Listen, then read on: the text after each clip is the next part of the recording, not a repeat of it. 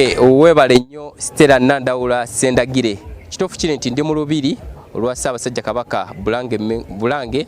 nga kigenda mu maaso gwe Omwoleso gwa CBS Pewosa ng'era olunaku olwaleero nyola kutegeeza nti olunaku oluddirira olusembayo ate nga abantu ab'enjawulo bagenda mu maaso n'okwolesa ebintu by'enjawulo bye bayina. Wabula ng'omwoleso gw'omulundi guno okusinziira ku midaala egimu gisobodde okutambulako tulabye ng'abantu okusinga batunulidde nnyo obuyiiya naddala mu by'obulimi ate wamu ne mu by'obulunzi era ng'okusinziira ku midaala egy'enjawulo nga ali ku kamera wayinza okukulagako wabbali awo nti abantu balitunulidde nnyo obuyiiya batunulidde nnyo obulunzi ate wamu n'obulimi. Abantu bakyajja mpola mpola olw'okuba nti ku makya ga leero akakuba kakedde kuba taataaganyamuko wabula nga kadde kano nga olaba mu kiseera kino akasana kagenda kajja era kati nga abantu abajja okulambula bongedde ate okuba nti bajja ate wamu n'ab'emidaala gyabwe emidaala gyo gyongedde ddala okuggulibwawo. Njala okutegeeza gwe akyali ewaka olunaku olwaleero lwa nkizo nnyo eri gwe naddala agala nnyo okulaba ng'ovumbula obuyiiya obw'enjawulo mu nfunayo ey'ebintu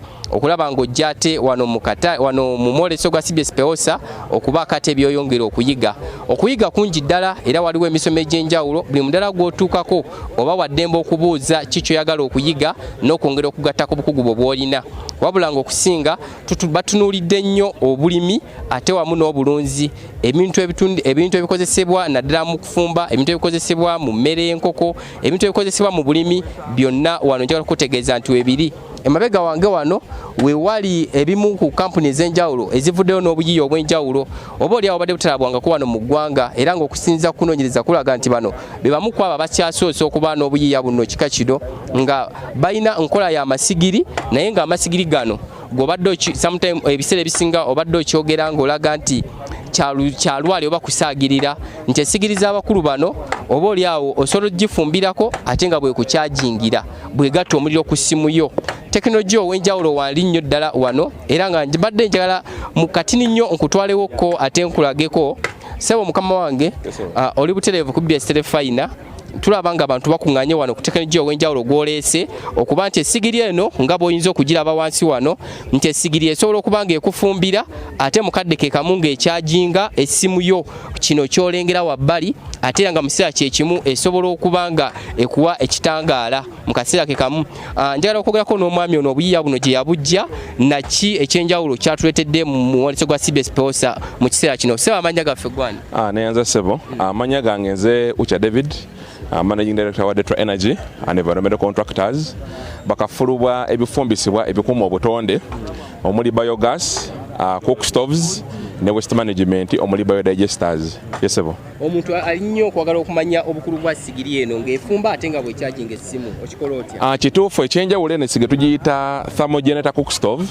nga kyeyina kyo ekozesa obuku butono nnyo ddala ekyokubiri nga terina na mukka ekyokusatu osobola okufuna amasannyalaze nga woolaba kaaka n'okukyajinga essimu so nga tugiyita thermogenerator cook stove ng'ekuyambako n'olaba nga osobola okusevinga yandibadde ate mayiika y'emiti wakiri wookendeezaako n'otemanga kwota oba osevinze solution kubanga tugezaako okugabira abantu solution okuva ku muntu wa wansi ayina ebisolo n'asobola okufuna biogas then atalina bisolo n'asobola okukozesa zino tekinologiya ezisevinga ez'enku n'ez'amanda. Yesebo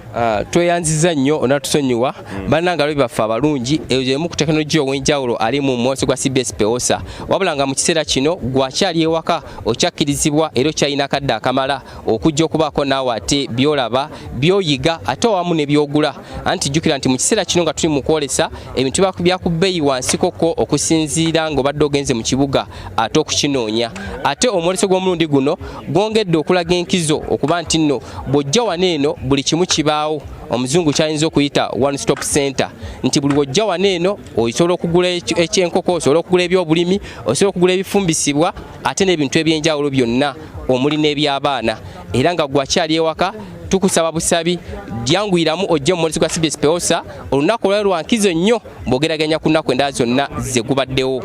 Njagala ate nkuzeeyo mu studio ewa Stella Nandawula Sendagire akutuuseeko amawulire amalala anti gwe gy'otobadde ffe tubaayo. otukoze obulungi obutali butono Titus Jemba webale nnyo webalire ddala kuddira mu luyimba taliwomya wabula katono nnyo omwoleso gwa CBS Pewosa ky'ekyokuddamu eri obuyiiya ssaako ne tekinologiya n'ebizibu byonna ebigwa mu kkowe ebyo nga tweyongeddeyo mu myuka asooka wa Ssaabaminisita ate era nga ye minisita